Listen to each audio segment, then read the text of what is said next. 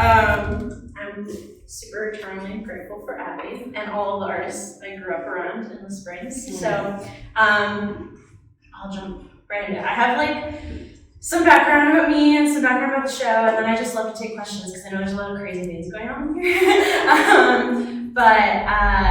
Like Abby said, I'm 23. I am born and raised in Colorado Springs, but I just moved to Florence, so I just relocated like 3 weeks ago. But I still work up here. I just started working last year, so I'm coming up on a year as an art instructor at the Bemis School of Art downtown.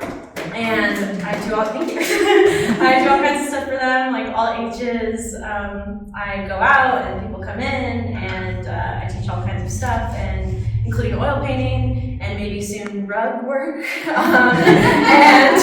I also started teaching private classes in the past year. So, and I also teach technical theater in D11 sometimes. So all kinds of stuff lately. The past year's kind of boomed.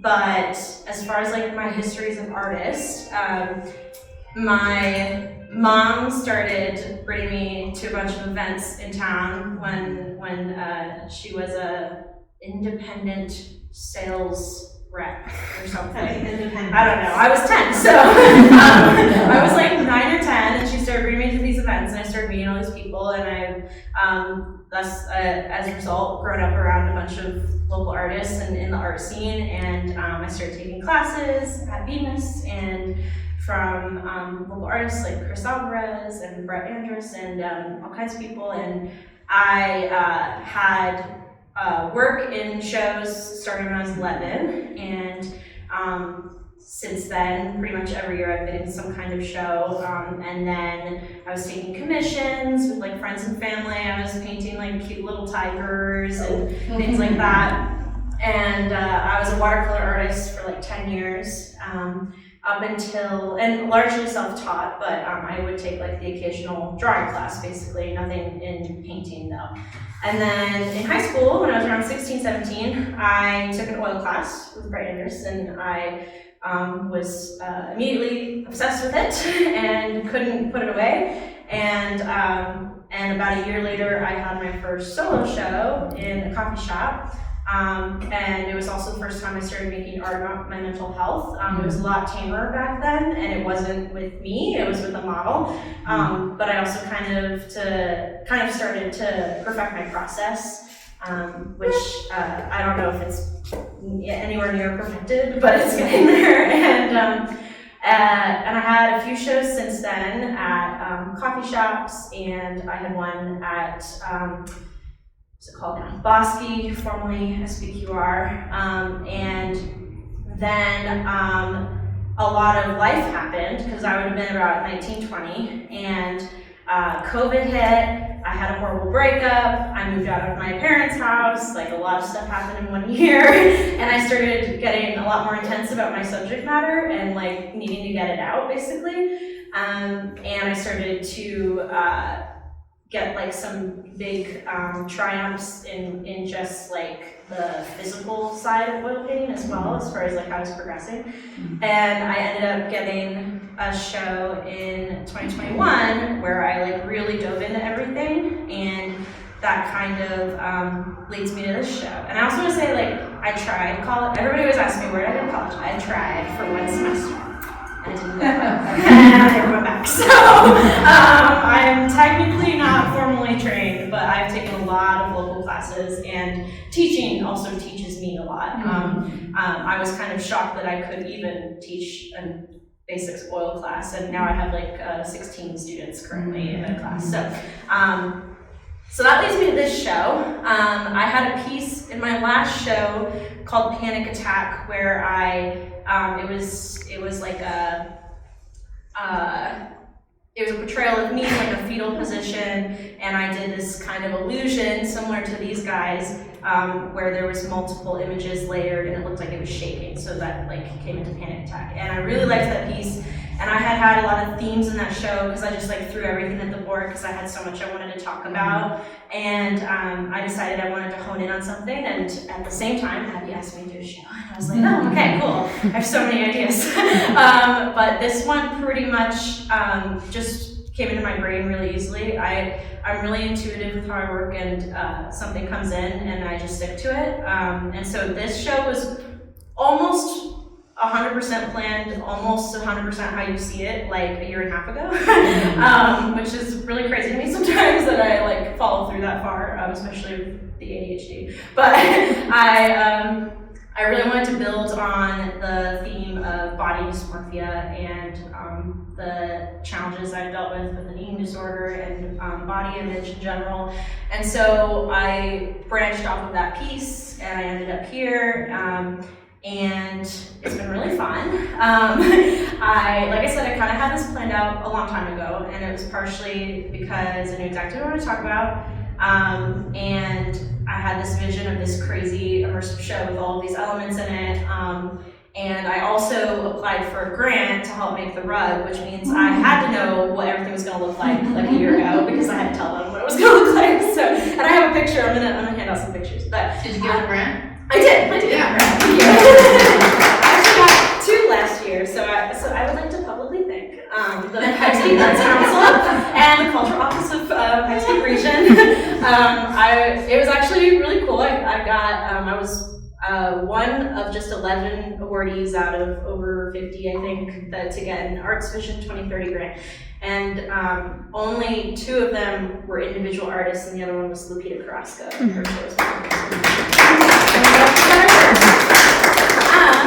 I actually can pass out, because I'm going to kind of talk about the process. So I have handouts, that's how my brain works, and I have a set for me too, so I can look at it. But I have kind of the very beginnings of the show. There's 2, so we can kind of pass them around. So these are, this is how the show started. So I have like a pretty involved process, and I work from reference, and I take all the references myself, and obviously it's all self-portraits, so I took the references in my living room one day. It's very low maintenance, which is another pro of you're being your own model. But you can kind of see like a behind the scenes of a few of the elements. So that one on the top left is the actual literal reference for this painting, and so you can kind of see like it's photoshopped ahead of time. I don't like do it as I go. I have it pretty planned out, the illusion that I want, and then I have the references for these guys, which is on the left of the sheet, and those were taken. The references were taken by me putting different body parts up against a piece of plexiglass and taking a photo from the other side, because that series is about the kind of ugly side of dysmorphia, and like what it literally is picking apart your appearance to an obsessive level and focusing on things to the point that they're really out of proportion. And so I made things really out of proportion and picky, and there's like the one that Abby's standing next to, the bottom drip is actually a finger. So like there's things that are blown up and there's things that are blown down or shrunk down, and that's where that one came from. And then I have the references for the raindrops as well, so I made those references, and it was a pain in the butt.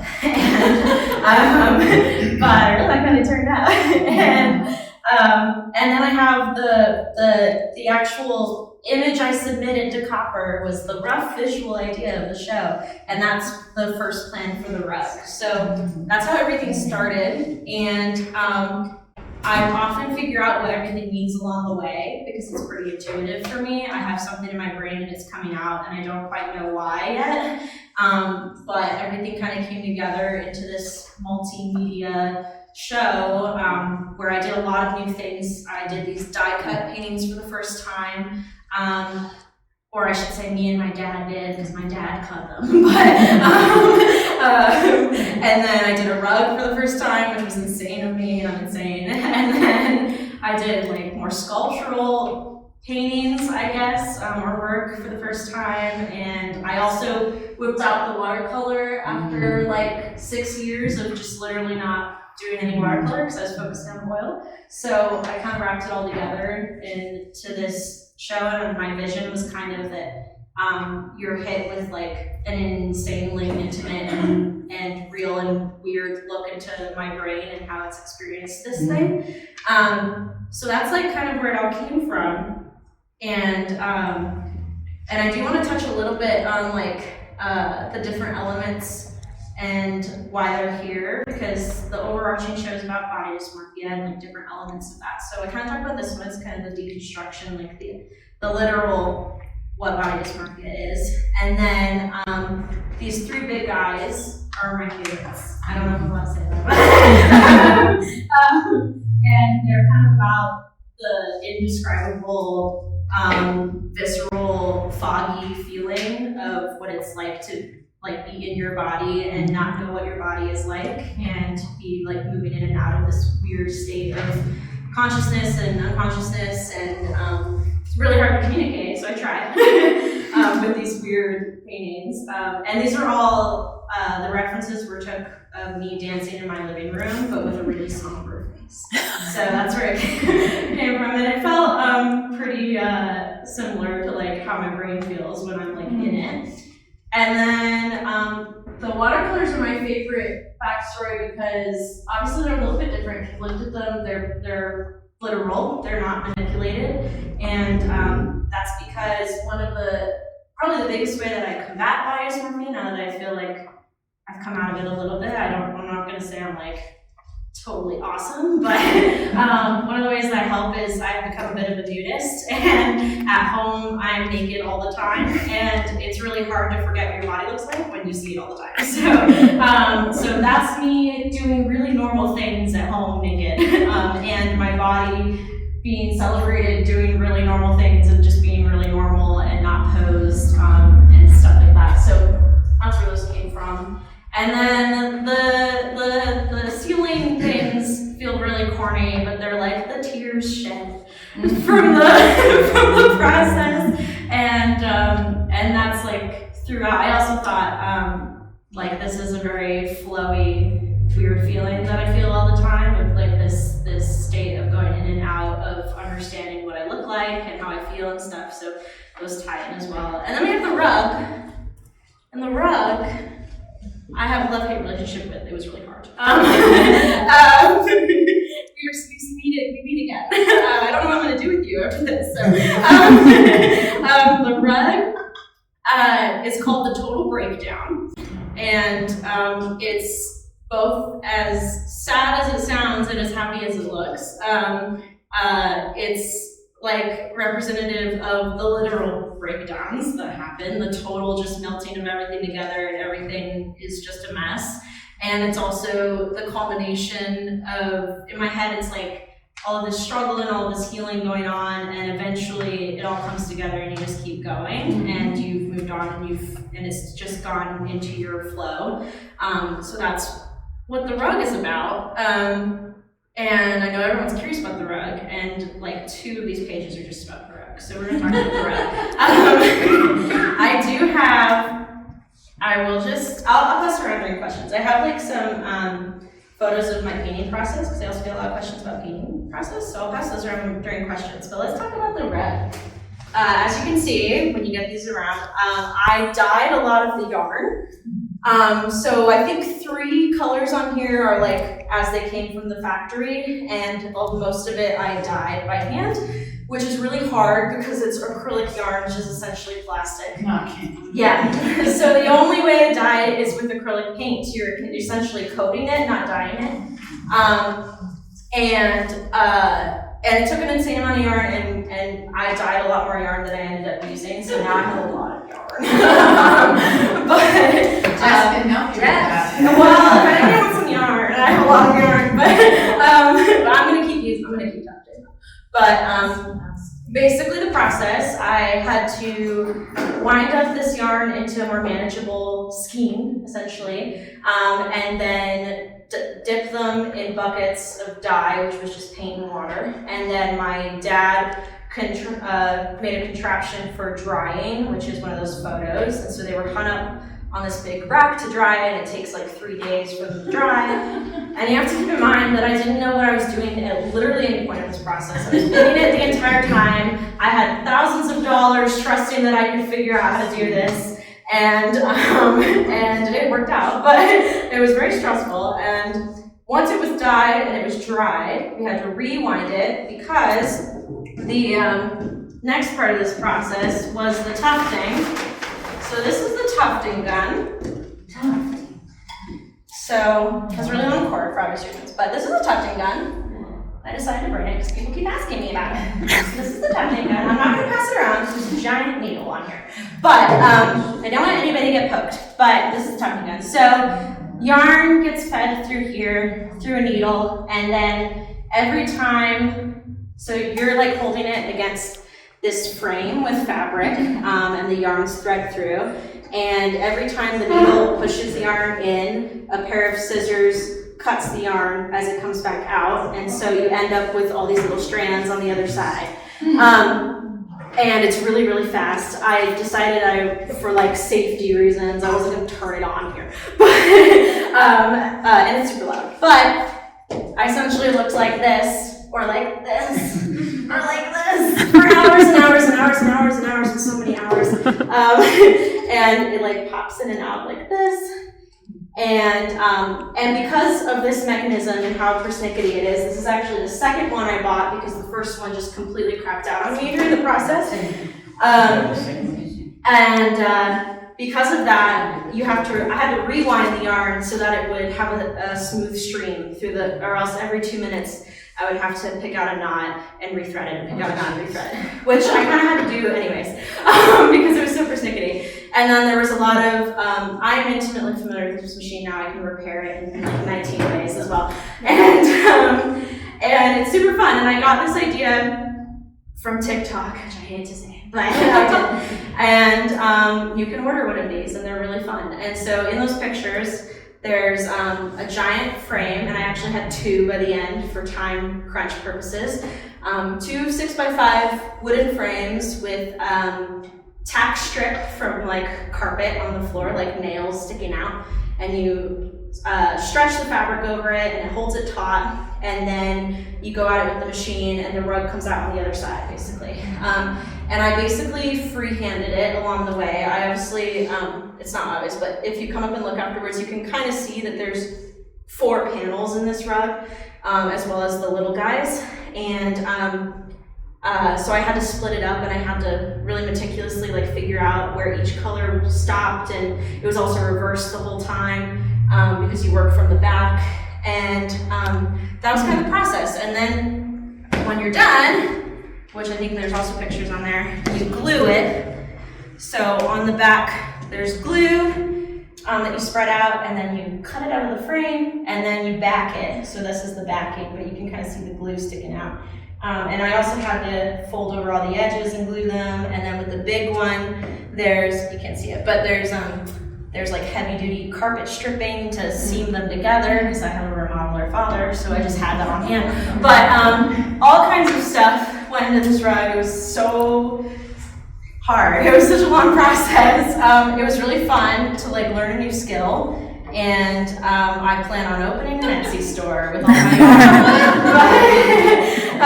so that's what the rug's about.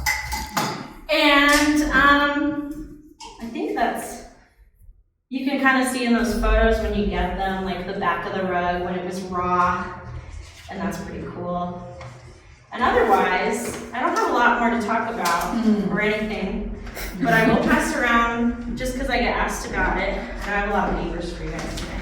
But like the process for some of my paintings, like the die cut, and also like how I paint, because I think it's kind of unique. I'm sure other people do it too, but I have yet to meet one in person in like the actual oil painting technique I do, which I don't know if anybody in here cares who oil paints, but it's kind of like a weird technique I developed over ignoring everything I was taught. So these are for you guys too. And then I would be happy to take some questions. Yes. Could you speak more on your oil painting process? Yes. Cool. Yeah. Okay. Cool. Somebody's interested.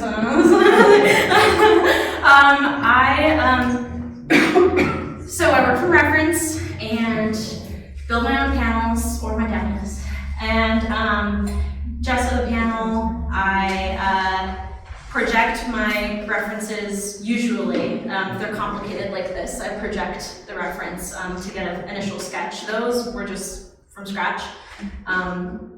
However, they came together, same as the raindrops. But these guys were projected to start, and then my like weird technique that I don't know how to describe is kind of a dry brushing technique. So you can kind of see in the processes for that face over there. It's like a patchwork. So I see the colors I want in little microscopic areas, and I pop them in like this little patchwork technique, and then it's really dry paint. There's not a lot of medium in it, just enough as I need it, and then I kind of use a dry brush to blend them together in this kind of very specific way that I've developed. And it's the reason it kind of developed is because I was trying to do skin texture,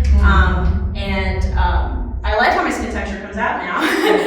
And it's down to this technique where it's kind of almost too dry, and it's like the exact opposite of what you're supposed to be doing, and not how I would even teach to oil paint, but it ends up naturally cracking and naturally like having areas where there's more texture and it's smoother, and then I'll even like follow it and how it naturally develops to do like stretch marks and different skin textures that would appear by chance instead of being more methodical about it.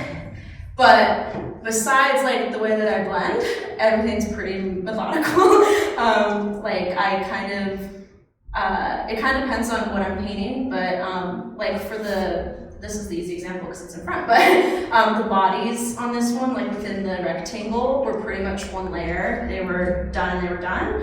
And then the faces have like 4 layers. So they're like slowly being honed in over a few layers.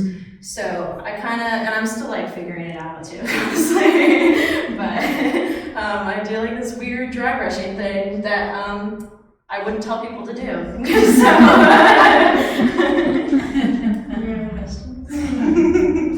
Yes. What drew you to the material of the rug?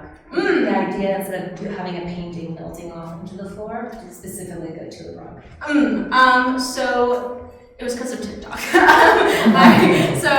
Over the pandemic, a lot of people on TikTok, I went into this vein on TikTok of people ordering tucking guns and making amazing art at home for a wall and for the floor in like all their own designs, and it was amazing.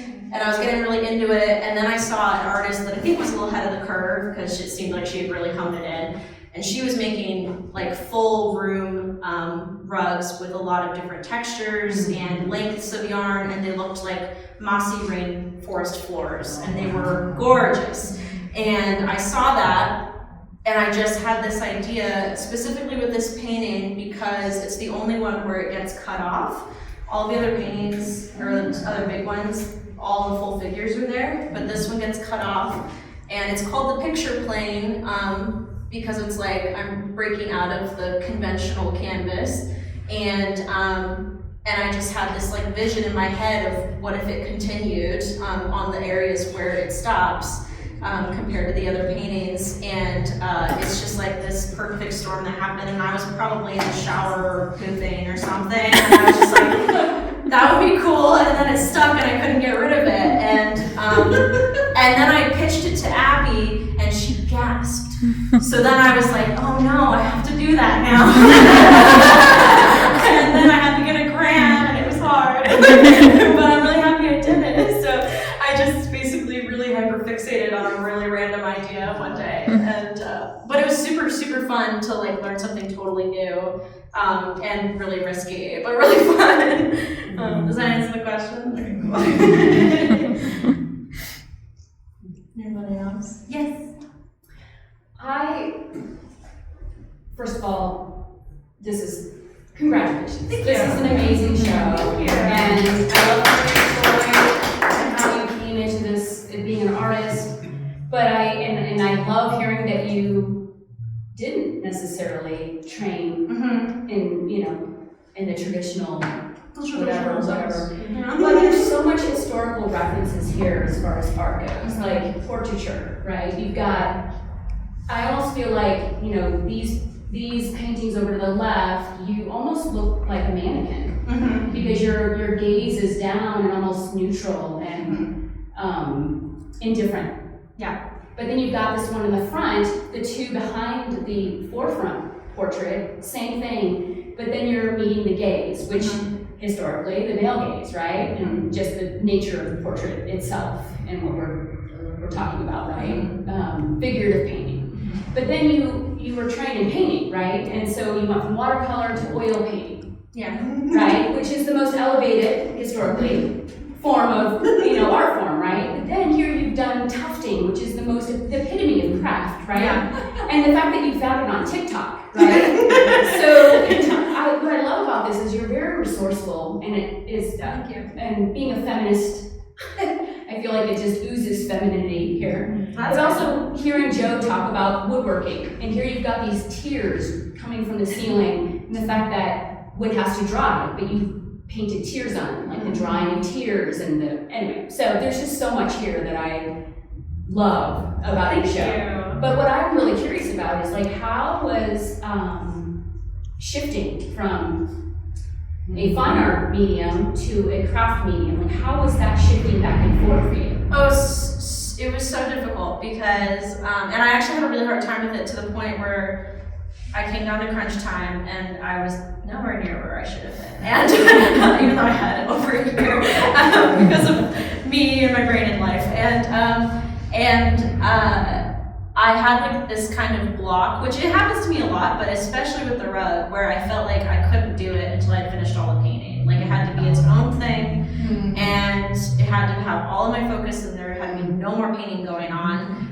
Because it was really hard. It's hard enough to switch between watercolor and oil. They're total opposites in medium. If you don't know anything about them, they're literally opposites in oil and water. And then in every way that they work and how you work with them, oil is kind of worked on everything all at once, and watercolor is a very meticulous layering process, at least for me.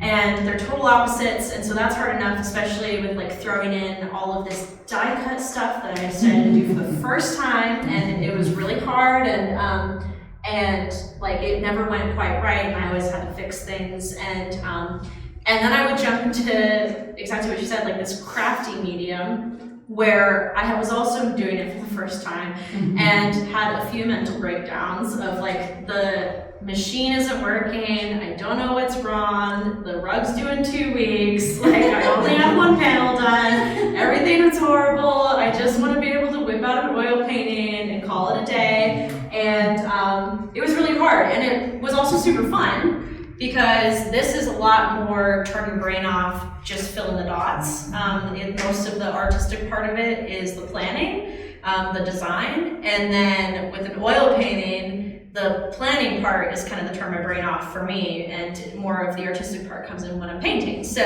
they're kind of, again, like opposites, but it was kind of nice to give my brain a break.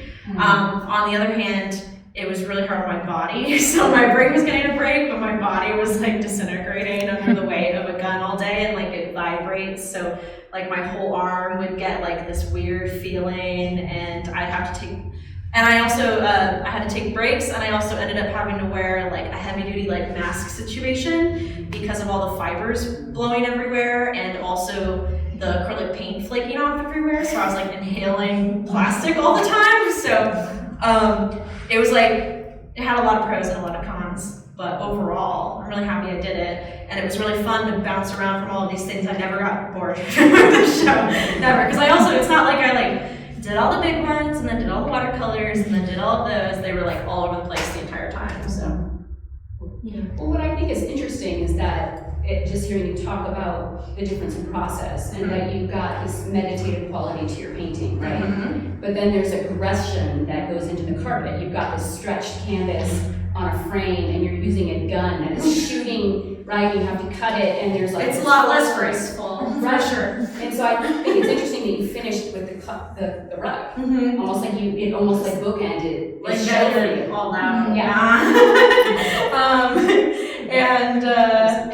Yeah, it was a great bookend, and it felt very triumphant when we finished truly. My mom and my dad and I were gluing together rug pieces and trimming rug at like 12 p.m. the night before. I'll get straight. She's intimately familiar.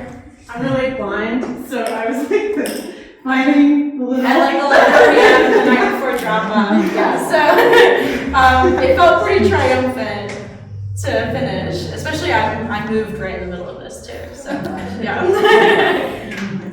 Good job. Yes.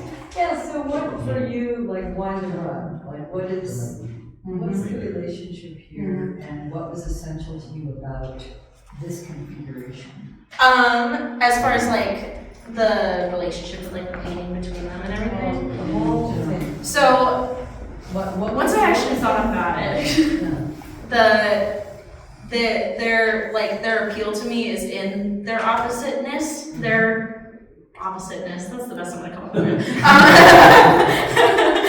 In their difference, this is like a really soft, fun material that's really crazy to work with and like kind of precise, but not really, because like you can kind of just do whatever while you're doing it. The plan went out the window like 19 times, and versus especially these paintings that are really meticulous and really planned out and really intense, and also really flat and really hard, and they don't like come into the space the same way, which was kind of what I was trying to accomplish with the die cuts and like literally breaking out of the canvas, and also with the hanging pieces, and even the way that they're wired so that they're kind of floating off of the wall and you can't see the frame and things like that. So I'm always trying to like bring it more into the space, and I had this idea in my head of like this really immersive experience where you walk in and it's like you can't ignore being in my brain. You're in my brain now, welcome. And I had all of this rug stuff in my head, and I was just like, I want something on the floor. Like, why would I don't have any means to do things on the floor with oil painting and watercolor painting. I could do like a giant oil paint on the floor, it wouldn't make any sense. So it kind of naturally clicked together.